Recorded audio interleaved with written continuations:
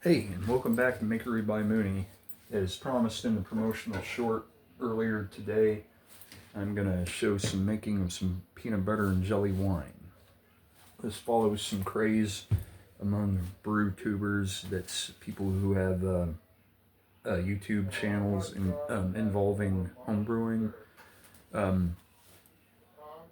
They've done pb&j beers, pb&j meads, and even the pb&j wine thing is not my idea. I know it's been done before.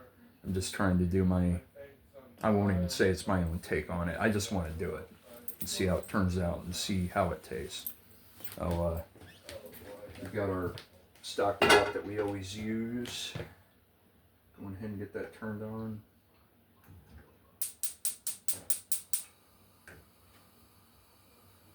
I usually let that heat up for a little bit. It's just, I don't know, there's nothing technical. It's like a quirk of mine. Let it heat up a little bit before I pour the juice in there. Don't ask, it's just something I do. I'm trying to be a little more presentable. I know I'm almost always in shabby house clothes when I shoot these videos. I'm trying to be better.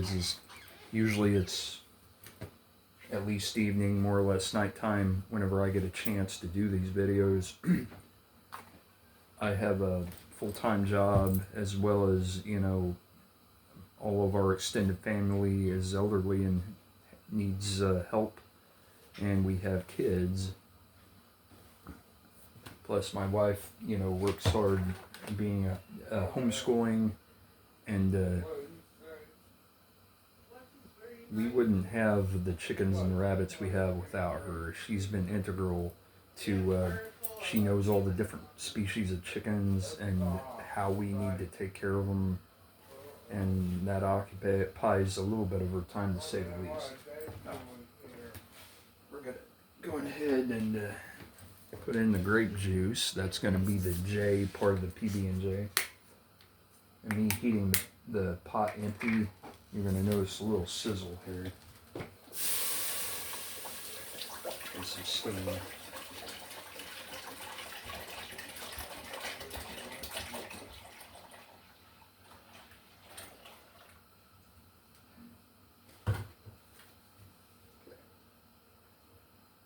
And to achieve the most efficiency for time with this as we can,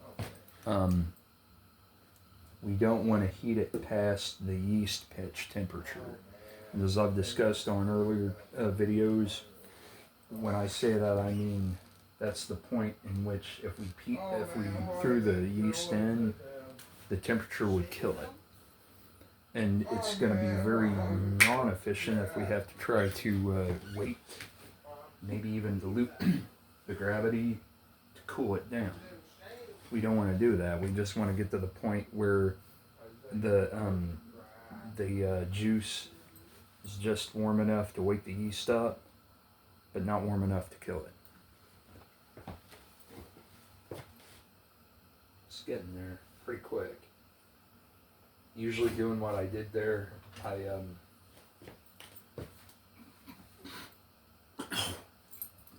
had the pot heating for a minute and a half before I put the juice in. It seems to help. There's probably nothing to it, but just something I've done for years. It's getting there. Right back.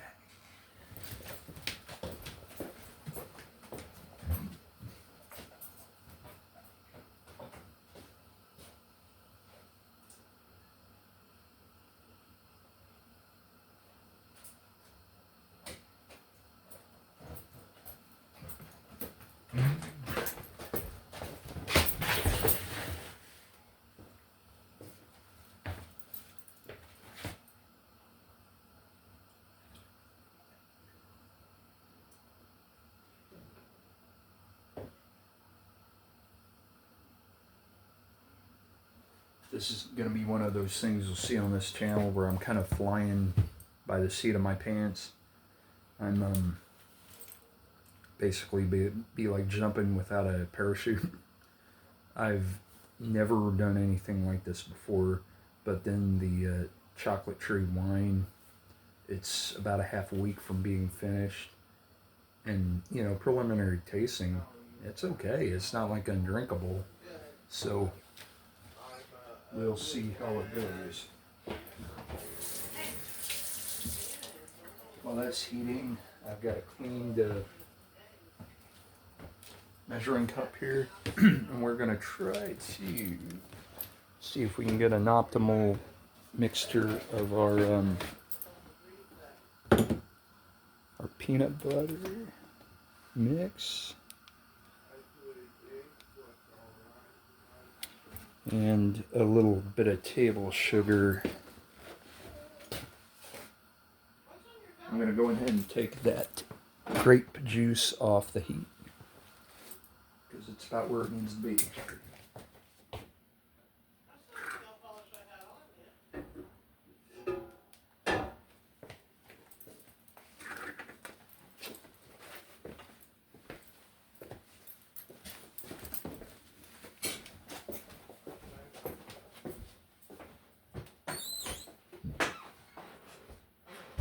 Goodbye.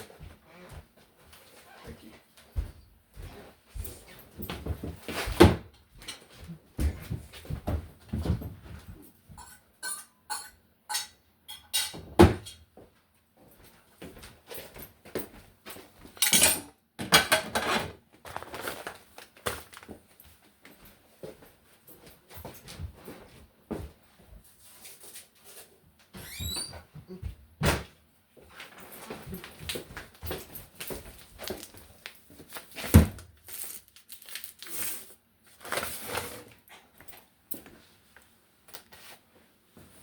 All right.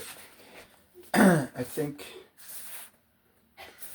the ratio that I had with the chocolate cherry wine was like 2 cups of sugar to like 3 tablespoons of cocoa powder.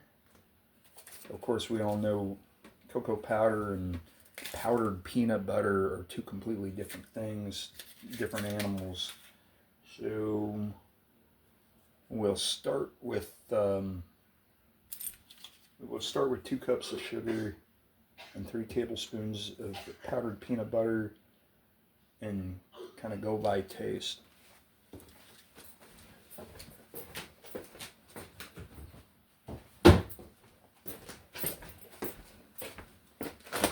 I'm going to try to have this to be a little slower video, shorter. I know, like with me reading excerpts from that brewing book and everything, it can be a little bit tedious. Seems like the trend with Facebook is, analytically speaking, is going towards shorts. But I'm not just going to sit here and load all shorts. It's not the way I am. Believe me, there's value in longer videos. You have to try to have a longer attention span. Just around 2 cups here. Just do just outside of 2 cups here.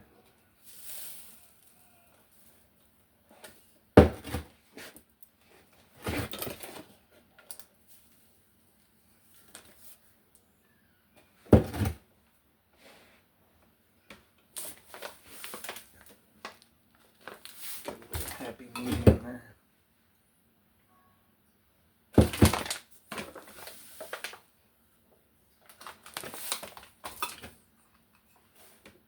All right, perfect. Perfect enough for me.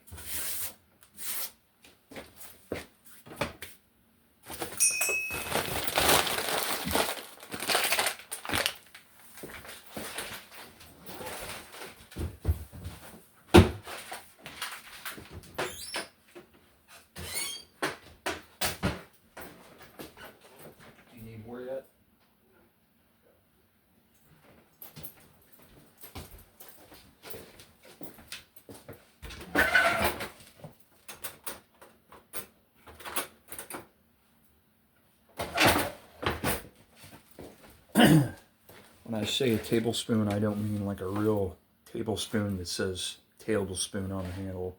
I just mean like a big kitchen spoon. So we'll start with that. It's not labeled either, sorry, leveled either, mind you.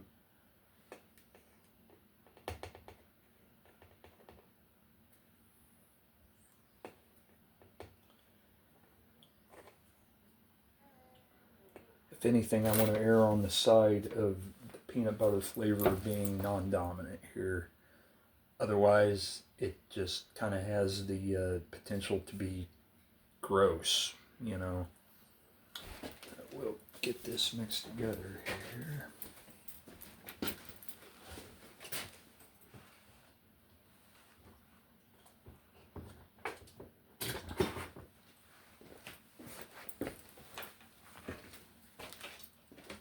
Gotta clean, not sanitize. Typically I don't sanitize things. I'm not advocating that. It's just, I'm really too low tech for that.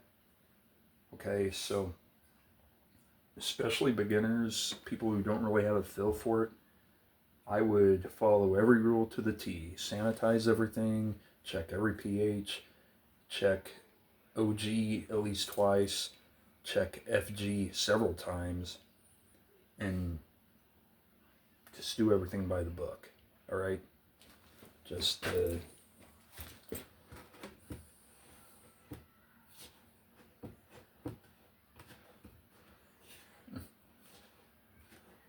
I'm not going to be held liable for any accidents that happen, bottle bombs or infections or anything else. I've been doing this long enough. Basically, it's second nature, and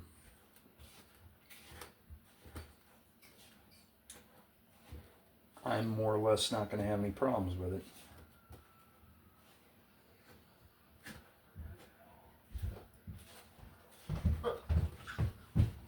So it looks like we have a fairly homogeneous mixture there.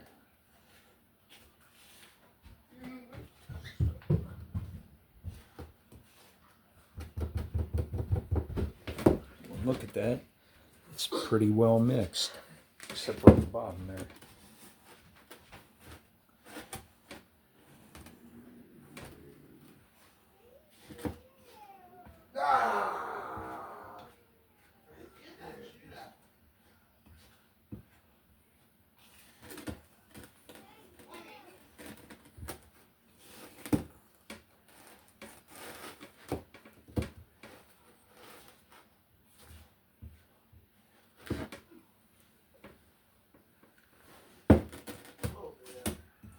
We're going to get a clean spoon, kind of get a taste of this.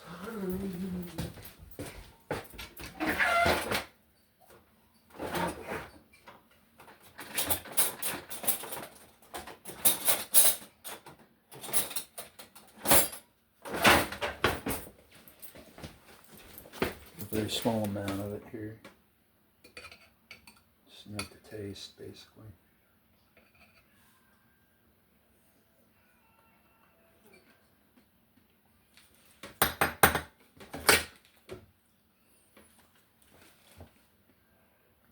I think that's about as strong as I want to go. It was only 3 tablespoons, maybe slightly more because it's not a real tablespoon of the powdered peanut butter to just below 2 cups of sugar. But definitely there's not, definitely there's a strongly perceptible peanut butter flavor there.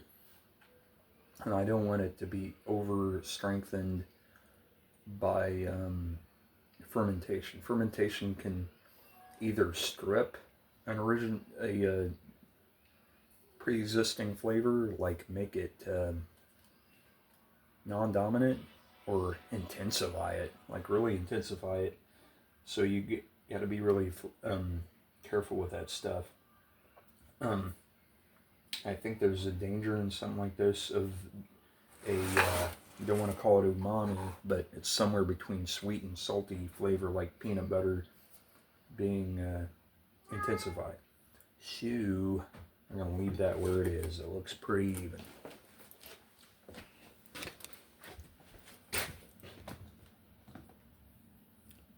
Let's look at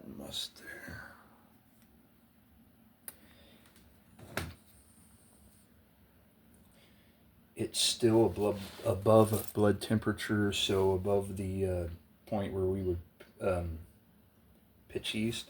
We'll dump our solid ingredients into there, and hopefully that'll attenuate it to the point where it'll, by the time that's all dissolved, it'll be cool enough to pitch yeast.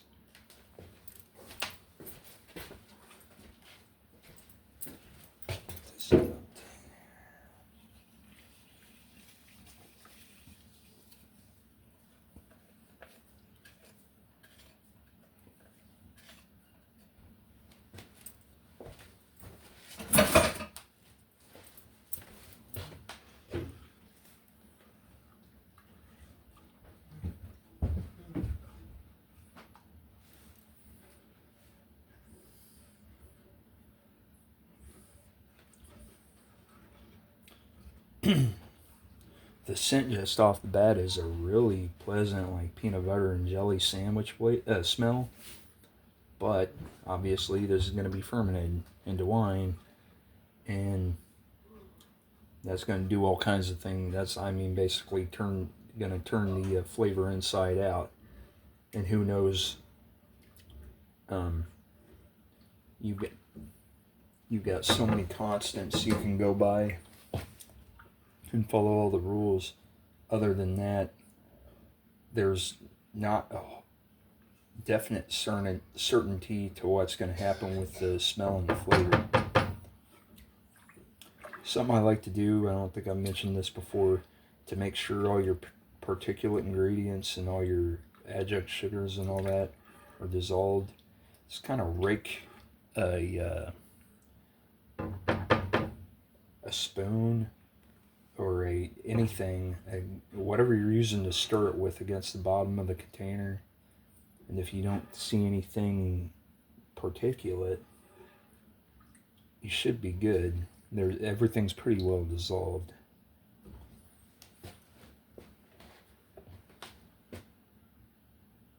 It's still a little warm to pitch yeast, so we'll give it a good stir. That tends to release a lot of the heat.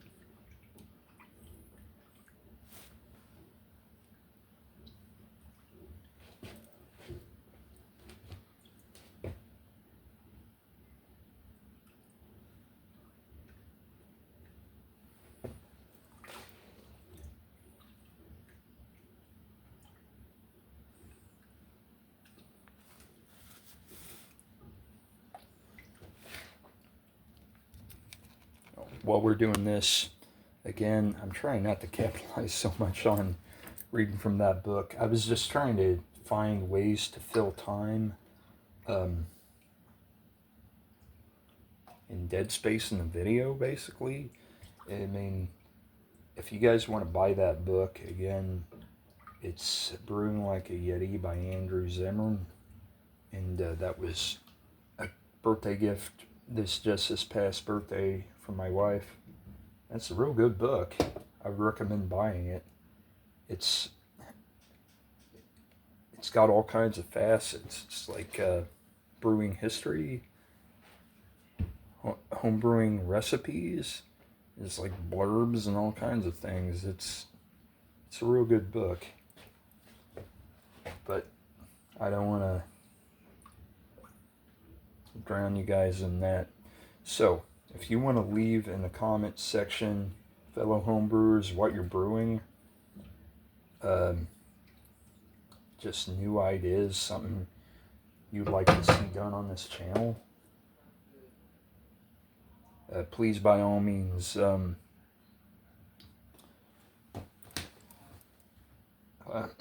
leave your opinions.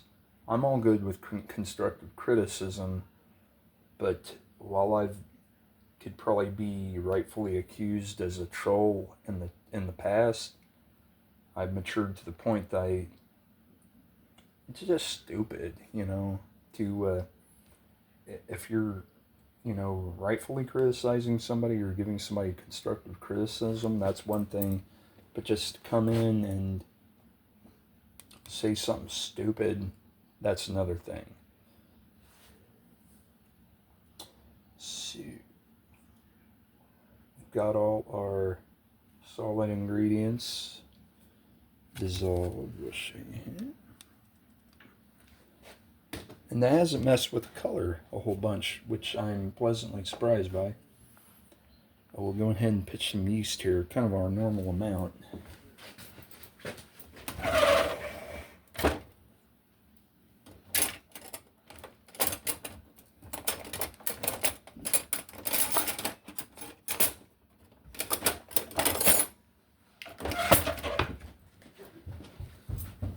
Okay, once again, brand new clean spoon. We're going to kind of do our normal amount of yeast here. Something approximate to maybe slightly higher than a packet full.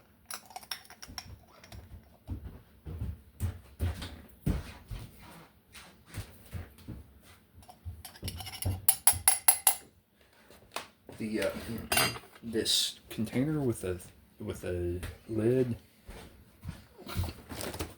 is a much better value.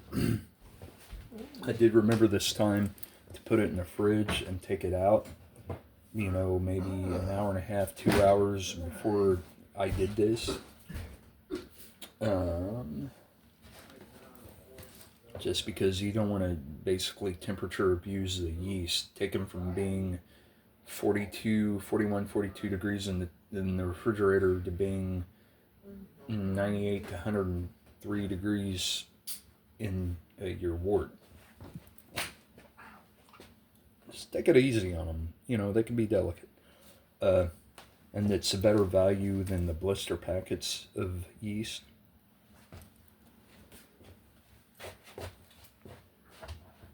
This is just a random aside.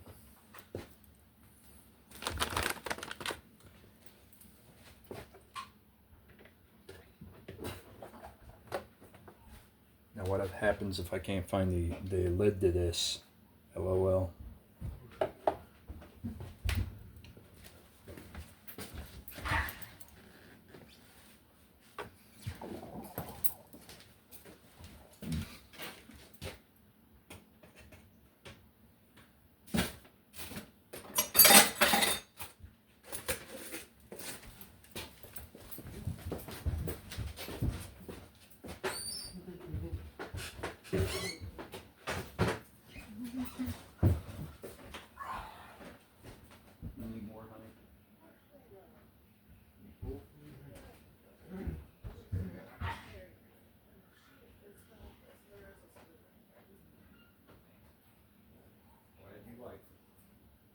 Try to make it good. I love it.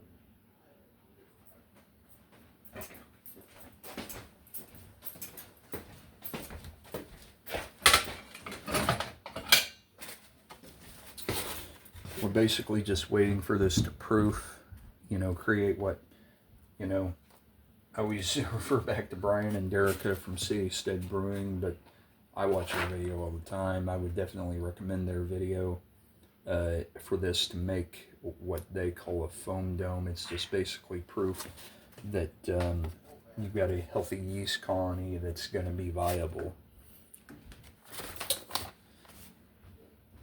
Now, to be honest, kind of looking 50-50 right now.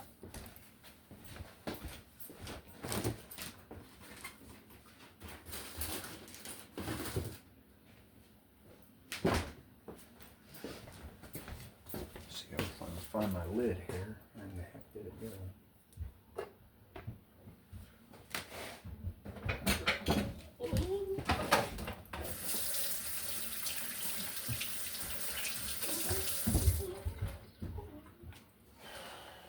We'll have to put it in a Ziploc bag.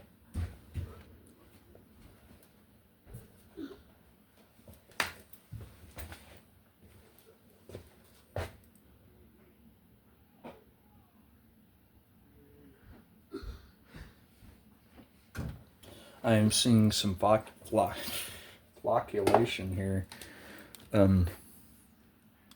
It's just basically you seeing organizations of colonies on the surface of the brew, and it's encouraging development that it is going to be a viable colony in your brew. If you see right here, I'll show you something cool. If you can see those particles of yeast raising to the surface, that's an integral part of flocculation. That's something to be encouraged by if you know that you had all the conditions right, and your colony in your brew is going to be viable. Well, that's continuing to flocculate. I'm going to find something to do with this. I can't find where I've done what I've done with the lid.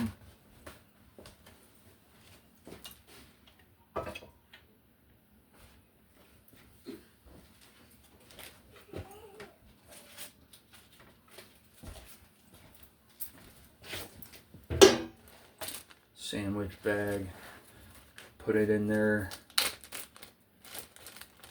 put it in the fridge. It'll be round.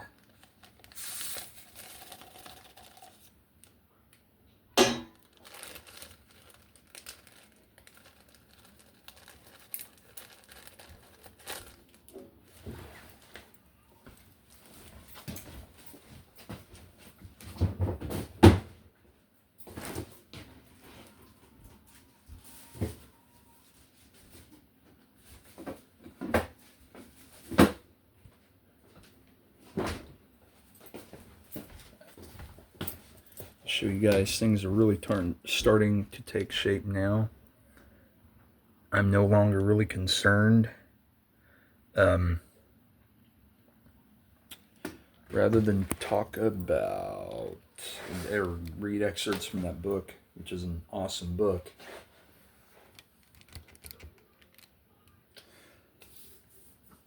you know, we can talk and you can answer me in comments, basically.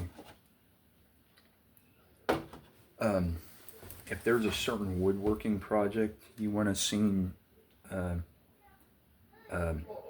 outlined, I haven't done it all. You know, not all my dovetail joints are perfect. You know, I mean, but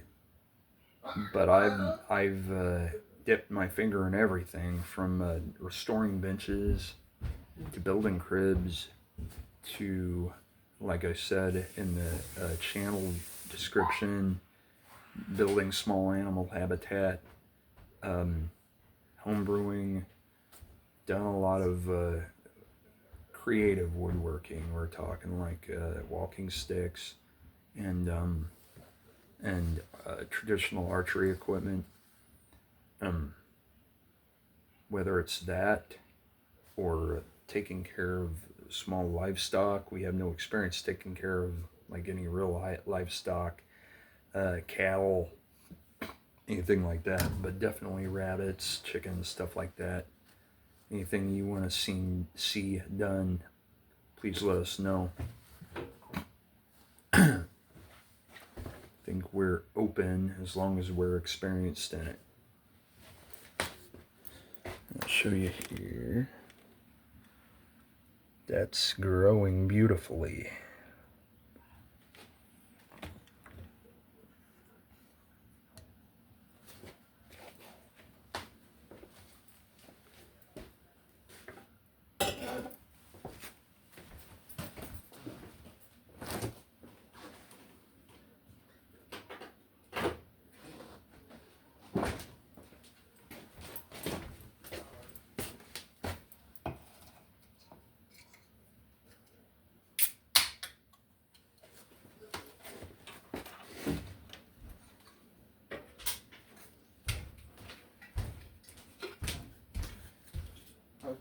I can't believe you got us some orange soda. Mm-hmm.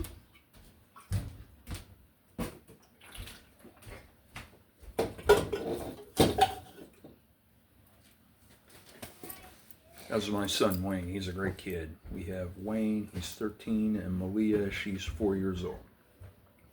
They're both great kids. I kind of went inarticulate on that woodworking rant.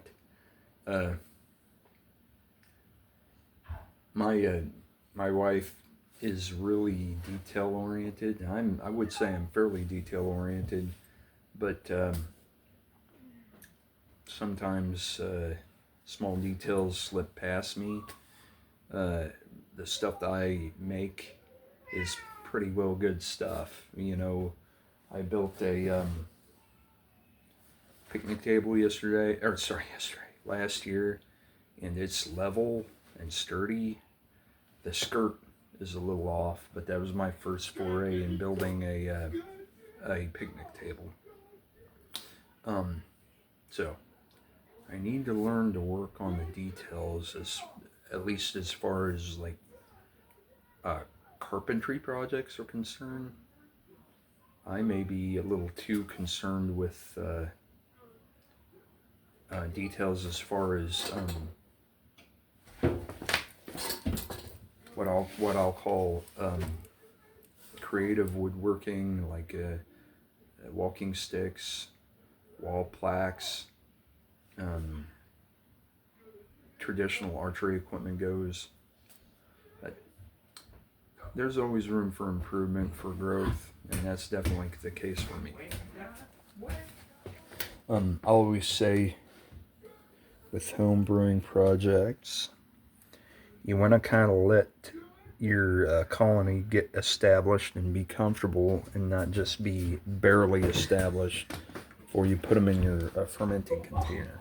But as you can see with that, I think we're pretty established. So we'll go with our routine but racking into primary fermentation.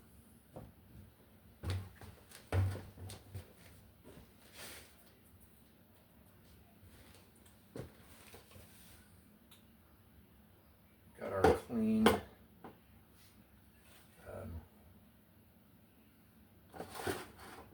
funnel there. What I always like to do is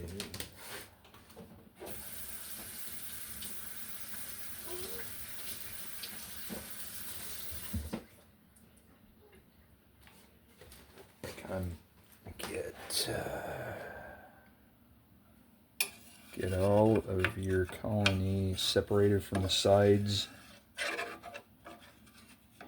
Just want to make sure you get the most bang for your buck out of this in any case. Figure out how we want to do this.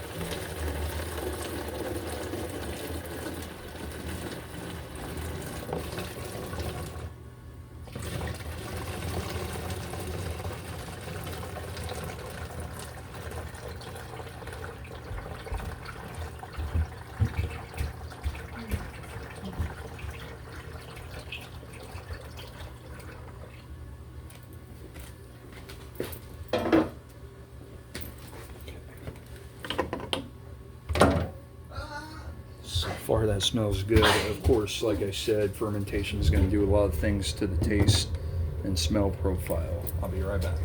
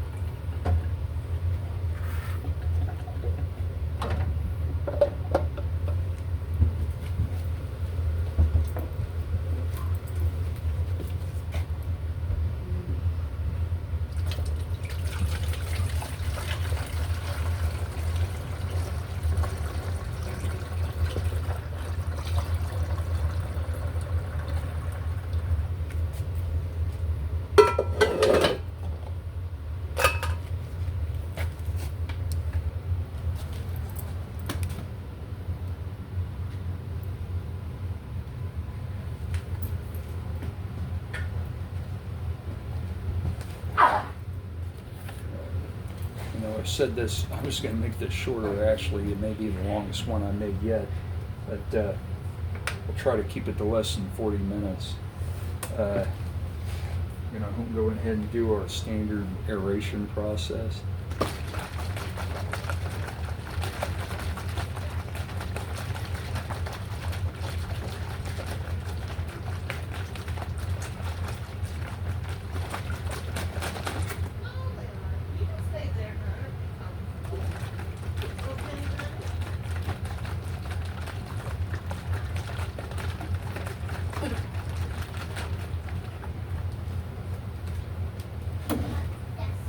You're all good.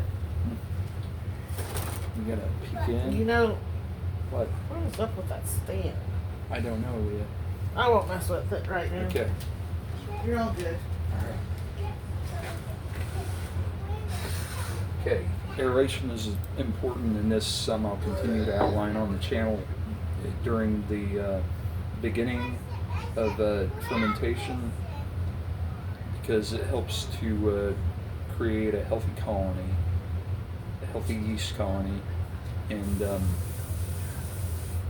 you don't want it later on. After fermentation is definitely 1 day, or at least 1 day in, but definitely 2 days in, it's going to cause risk for an acetobacter infection, and that's it turning into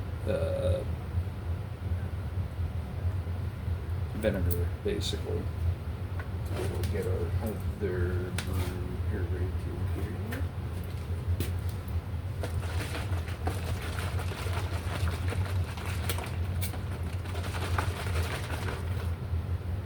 I don't maybe aerate as much as some other home brewers say that you should. At some point, to me, it's just kind of overkill.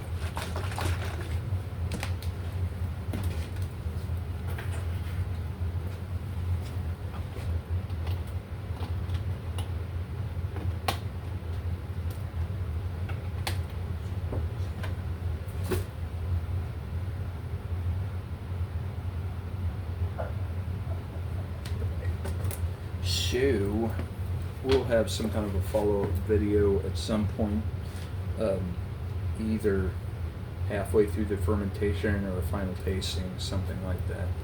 Probably what's going to be next up, the closest, is the final tasting of the chocolate cherry wine. So we'll see you then on Makery by Mooney, and please like and hit subscribe. Thank you for watching either way.